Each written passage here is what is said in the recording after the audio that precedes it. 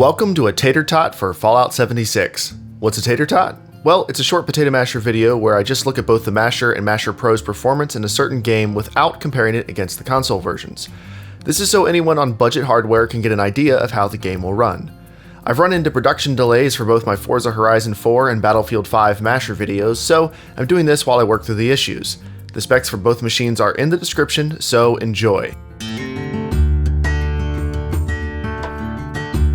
Now, Fallout 76 doesn't have a great reputation so far for stability or performance, so I imagine most people are bringing that assumption into this video, and maybe that's fair.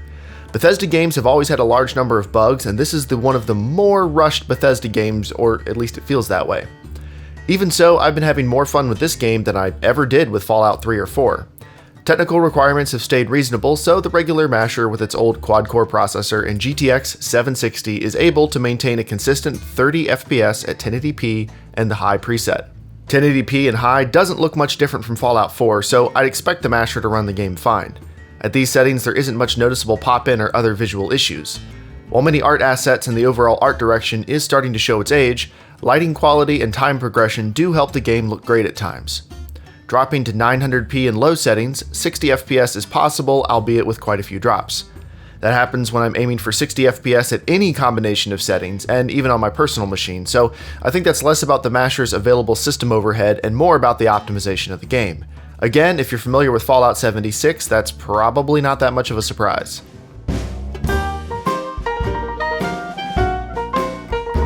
At 1080p and high settings, the Masher Pro is able to almost double the Masher's performance, aiming and usually hitting 60 FPS.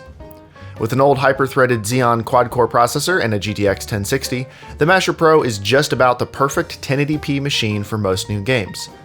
Visual quality isn't changed from the Masher, but the doubled frame rate is useful for any game that can even pretend to be a first-person shooter. Dropping to medium settings lets us increase the resolution to 1440p, bringing a welcome bump in sharpness and object detail without a significant decrease in lighting, shadows, or any of the other graphical settings. Frame rate drops persist, but the overall experience is just fine. Dropping to 30 FPS lock lets us increase resolution again, this time to native 4K with the same medium settings. Sharpness and detail see a significant increase, while performance is completely stable at 30 FPS. Again, that mirrors my experience on my personal rig.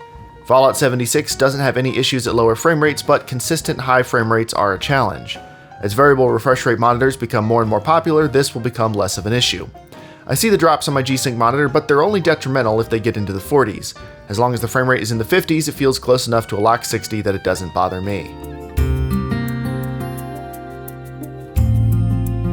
Despite its public issues with stability, pre-order rewards, and a host of other normal Bethesda complaints, Fallout 76 is, in my opinion, a fun game with friends that runs about as well as previous entries in the series.